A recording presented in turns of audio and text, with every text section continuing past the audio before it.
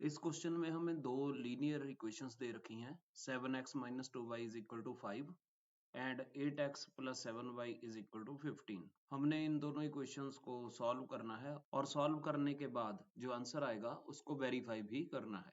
तो चलिए अब हम इसको पहले सॉल्व कर लेते हैं। तो हमें जो इक्वेशंस दे रखी हैं वो है 7x minus 2y is equal to 5 और दूसरी इक्वेशन है 8x plus 7y is equal to 15। अब हम करते क्या है कि पहली इक्वेशन को दोनों साइड पे 7 से मल्टीप्लाई कर देते हैं और दूसरी इक्वेशन को दोनों साइड से हम 2 से मल्टीप्लाई करते हैं।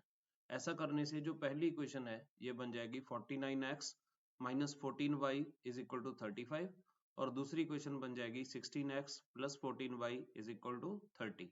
अब हम इन दोनों इक्वेशंस को ऐड कर देते हैं जिसके बाद ये minus 14y और plus 14y कैंसिल हो जाएंगे और ये दोनों ऐड होके 65x बन जाएगा और ये बन जाएगा 65 जिससे हमें x की वैल्यू 1 मिल जाएगी। अब इसकी वैल्यू को हम इक्वेशन नंबर 1 में डाल देते हैं। तो ये इक्वेशन नंबर 1 है, इसमें हमारा 49 इंटू एक्स की वैल्यू 1 यहाँ पे अगर हम डालते हैं तो minus 14y is equal to 35।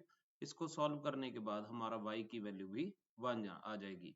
तो इसका मतलब x तो हमने पहले ही 1 निकाला था, y भी 1 आ गया। तो इन इक्वेशंस का जो सोल्यूशन है वो है x इज इक्वल टू 1 और y इज इक्वल टू 1। तो अब इस क्वेश्चन का सेकंड पार्ट है जो कि वेरिफिकेशन है। तो हमारे पास पहली क्वेश्चन थी 7x minus 2y is equal to 5। इसमें x इक्वल टू 1 और y इक्वल टू 1 अगर हम डालते हैं तो ये बन जाएगा 7 into 1 minus 2 into 1 is equal to 5। तो 5 is equal to 5 जो कि ट्रू है, लेफ्ट साइड और राइट साइड दोनों इक्वल आ गई। इसी तरह जो सेकंड इक्वेशन है वो है 8x plus 7y is equal to 15। इसमें भी अगर हम x is equal to 1 और y is equal to 1 डालते हैं तो हमारा दोनों तरफ 15 15 आ जाएगा, तो left hand right hand side बराबर आ जाएगी, जिसका मतलब ये भी ट्रू है। तो x और y दोनों की वैल्यू 1 जो हमने निकाली थी, हमने दोनों इक्वेशंस में डाल के चेक कर लिया कि ये दोनों इक्वेशंस इस सोल्यूशन से सेटिस्फाइड है, तो हमने वैल्यूड रिजल्ट को वेरीफाई भी कर लिया है।